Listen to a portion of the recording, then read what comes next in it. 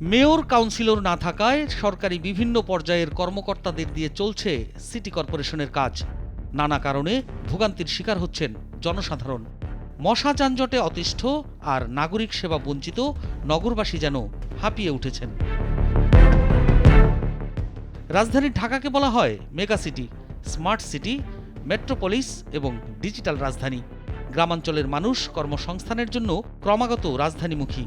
প্রতিনিয়ত মানুষের সংখ্যা বাড়ছে, অথচ পরিষেবা থেমে থাকছে আগের জায়গাতেই। সিটি কর্পোরেশন নিয়ে নগরবাসীর অভিযোগ আজন্ম। পট পরিবর্তনের পর সাধারণ মানুষ প্রত্যাশা করেছিল এবার নগর সেবায় মান বাড়বে, কিন্তু বাড়া তো দূরের কথা, উল্টো স্থবির সিটি কর্পোরেশনের কোনো সেবা দীর্ঘদিন ধরে পাচ্ছেন না নগরবাসী, এমন অভিযোগ সর্বত্র। স্থানীয় কাউন্সিলর অফিস চালাচ্ছেন কর্পোরেশনের কর্মচারীরা। লোকবল স্বল্পতায় ব্যাহত হচ্ছে সেবা। প্রয়োজনীয় সেবা না পেয়ে ক্ষুব্ধ সেবা প্রত্যাশীরা।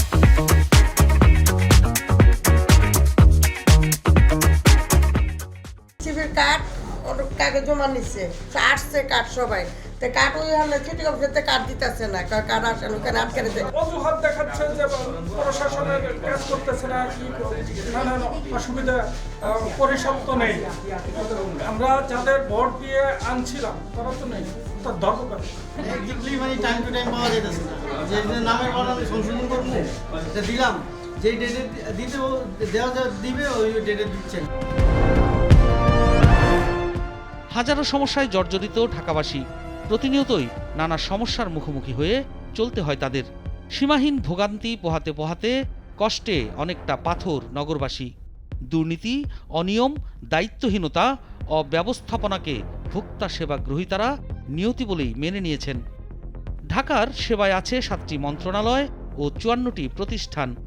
ছাত্র জনতার অভ্যুত্থানের আগে ছিলেন 2 জন মেয়র, আর এখন নামমাত্র প্রশাসক বসিয়ে চলছে দায়সারা কাজ। ঢাকা উত্তর সিটি কর্পোরেশনে হাফ বেলার প্রশাসক থাকলেও দক্ষিণে প্রশাসক নেই প্রায় 1 মাস। প্রধান নির্বাহীর পদটিও শূন্য। তাছাড়া প্রধান স্বাস্থ্য কর্মকর্তা, প্রধান হিসাবরক্ষণ কর্মকর্তা, প্রধান অডিট কর্মকর্তা সহ শীর্ষ পদেও অনেক সময় শূন্য দেখা যাচ্ছে। অফিস খোলা রাখতে হয় বলেই খোলা রয়েছে ঢাকার 2 সিটি কর্পোরেশন। চরম ভোগান্তি নিয়ে প্রতিদিন আঞ্চলিক কার্যালয় থেকে ফিরে যাচ্ছেন সেবা প্রত্যাশী নাগরিকরা। মেয়র কাউন্সিলর না থাকায় অভিযোগ দেওয়ার জায়গাও নেই, অভিযোগ শোনারও কেউ নেই। আঞ্চলিক নির্বাহীরাও স্বীকার করলেন লোকবল স্বল্পতার কথা, তবে কথা বলেননি ক্যামেরার সামনে। রাজধানীতে দিন দিন বেড়েই চলছে ডেঙ্গুর প্রকোপ। মশার আক্রমণ ক্রমাগত বাড়লেও নেই সেই তুলনায় প্রতিরোধ ব্যবস্থা। 2 সিটি কর্পোরেশন যেন ডেঙ্গু নিয়ন্ত্রণে কাজই করছে না। অনেক এলাকাতে দীর্ঘদিন ধরে মশা নিধনের ওষুধ ছিটানো হচ্ছে না, এমন অভিযোগ করছেন সাধারণ নাগরিকরা। আগে এখানে যে কাউন্সিলর ছিল সেও নাই, মানে সেটা হওয়াতে আসলে অনেক ধরনের সমস্যা আমরা পড়ছি। এরকম বাসায় প্রচুর পরিমাণে মশা থাকে, অনেক সময় এত রাস্তাগুলো এত গোছালো থাকে না, বা কিছু বলারও কেউ নাই আর কি। আপনার যে কোনো কাজের কমিশনার নেই, আইন শৃঙ্খলায় কমিশনার নেই, তাহলে কার প্রতিনিধিত্ব করবে, কে প্রতিনিধিত্ব করবে, কে আরা আসতেছে, কে আসবে, কোনো খবর নেই। প্রচণ্ড রকমের মশা, জনজীবন বিপদগ্রস্ত। এভাবে আসলে বসবাস করাটা অত্যন্ত দুরূহ একটা ব্যাপার হয়ে গেছে। উত্তর সিটির দক্ষিণ খান, উত্তর খান ও কাওলা এলাকার মানুষের ভোগান্তি চরমে। রাস্তা সংস্কার ও মেরামতের নামে চলাচলের মূল সড়ক ফেলে রাখা হয়েছে প্রায় বছর খানেক ধরে। এসব ভাঙাচোরা রাস্তা দিয়ে চলতে হয় কষ্ট করে। দীর্ঘদিন এসব কাজ ফেলে রাখলেও কেউই নজর দিচ্ছেন না। রাস্তার অবস্থা মানে পুরো দুর্বিষহ, যেটা মানে সহ্যের সীমা অতিক্রম করা অবস্থা। আর যখন বৃষ্টি হয় মানে এমন কোনো দিন যায় না যেদিন অন্তত মানে অ্যাক্সিডেন্ট একাধিক না ঘটে, এবং গুরুতর অ্যাক্সিডেন্ট দেখা যায়। রিক্সা, অটো উল্টে গিয়ে মানুষ টোটালি মেন হোলের ভিতরে পড়ে যাচ্ছে। এই কষাবাড়ি রাস্তাটা কাটা, আশিয়ান সিটির এখান থেকে কাটা, তারপরে হচ্ছে এই আজিমপুরের রাস্তাটা কাটা, ঠিক আছে। উত্তরখান এবং দক্ষিণখান উভয় জায়গায় সেম একই অবস্থা। প্রত্যেকটা রোডে কাজ ধরছে এবং প্রত্যেকটি রোড কেটে ফেলে রাখছে অনেক দিন যাবত।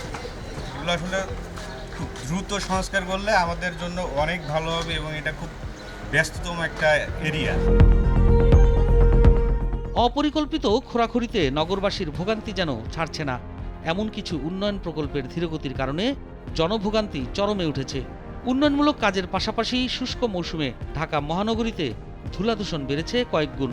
সঠিক তদারকি না থাকায় স্বাস্থ্য ঝুঁকিতে নাগরিকরা, বলছেন পরিবেশবিদরা। বায়ু দূষণের গবেষক হিসাবে এই মুহূর্তে আমি খুব এক্সপেক্ট করছি যে একটি বৃষ্টিপাত হোক, কারণ গত 2 মাসে 60 দিনে কোনো বৃষ্টিপাত হয় না। এখন বৃষ্টিপাত হলে বায়ু দূষণ কিছুটা ন্যাচারাল কন্ট্রোল হবে। কিন্তু এইটাও আমার মাথায় আছে যে এই বৃষ্টি বহন করার মতো, ধারণ করার মতো অবস্থা ঢাকার ড্রেনেজ সিস্টেমে নাই, কারণ গত কয়েক মাস ধরে এই ড্রেনেজ সিস্টেমের অভিভাবকহীন অবস্থায় আছে। ফলে অল্প বৃষ্টিপাত হলেই আবার জলাবদ্ধতা একেবারে অবভিয়াস। একইভাবে এই ড্রেনেজ সিস্টেমে এখন লক্ষ লক্ষ কোটি মশার আবাসস্থল হিসেবে হচ্ছে। অর্থাৎ পূর্ববর্তী যতটুকুই আমরা মশা নিধন দেখতাম সেটিও অপর্যাপ্ত ছিল, কিন্তু এখন তো সেটিও অনুপস্থিত রয়েছে। অর্থাৎ বর্জ্য ক্লিনিংনেসে আমরা ভীষণভাবে অবহেলা লক্ষ্য করছি। আমরা দূষণ নিয়ন্ত্রণের জন্য যে নির্মাণ কাজগুলোকে যেভাবে সিটি কর্পোরেশন থেকে তদারক করার দরকার ছিল সেটা অনুপস্থিত দেখছি। আমরা মশার মতো অন্যান্য যে পরিবেশগত সমস্যাগুলো আছে সেগুলো এখন অভিভাবকবিহীন একটি শহরের অবস্থায় আমরা দেখতে পাচ্ছি। নগর পরিকল্পনাবিদদের মতে নগর এলাকায় নাগরিক সুবিধাদির পরিমাণগত ও গুণগত মান দুর্বল হয়ে পড়েছে। এই সরকার ক্ষমতায় আসার পরে অর্থনৈতিক সংস্কার থেকে শুরু করে অনেক ধরনের সংস্কার কমিশন হয়েছে, কিন্তু নগর পরিকল্পনা, উন্নয়ন ব্যবস্থাপনা নিয়ে সে অর্থে বড় কোনো আলাপ নাই। বরঞ্চ দেখা গেল এই যে ঢাকার মতো এত জনবহুল এবং অবাসযোগ্য শহরে কোনো অভিভাবক নাই। মেয়ররা তো পালিয়ে গেছেন। এখন যারা অন্য দায়িত্বে নেবেন অন্তর্বর্তীকালীন সময়ের জন্য সেরকম কাউকে যোগ্য ব্যক্তিকে এখন পর্যন্ত দায়িত্ব দেওয়া হয় নাই, এবং কাউন্সিলগুলো একদম নাই। তাহলে এত বড় শহর, 2 কোটি মানুষের শহর চলে কিভাবে? এটা তো সৃষ্টিকর্তা চালাই কথা বলে তো আসলে দায় দায়িত্ব এড়ানোর সুযোগ নাই।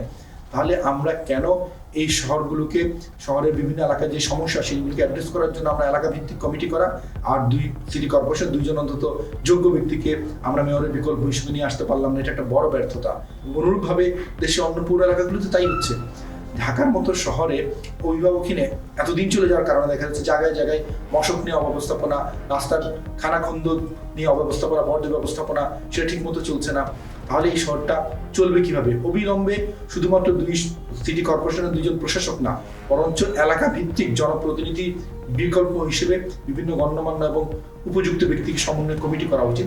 সেই কমিটিগুলোই তারা তাদের এলাকার সমস্যা নিয়ে আমাদের যে নতুন যারা এই দায়িত্বগুলো পাবেন তাদের কাছে যাবেন এবং এলাকা ভিত্তিক সমস্যার সমাধান। অতীতের মতো প্রকল্পের জন্য অপেক্ষা করে আর প্রকল্পের নামে লুটপাট, দুর্নীতি, এই আয়োজন বন্ধ হওয়া উচিত এবং সরকারকে অবশ্যই নগর পরিকল্পনা নিয়ে গুরুত্ব দিতে হবে। কেননা বিভিন্ন জায়গাতেই বিভিন্ন কর্তৃপক্ষ তারা প্রকল্পের নাম দিয়ে একে অপরের কথা মানে না, বরঞ্চ লুটপাট করে প্রকল্প দিয়ে। আমরা চাই এই যে জনগণ প্রকৃত প্রকল্প বা প্রকৃত যে ব্যবস্থাপনা বা কর্মসূচি দরকার সেগুলো নিয়ে আসুক, যেগুলো অধিকাংশই হবে আপনার কনস্ট্রাকশন বেস না।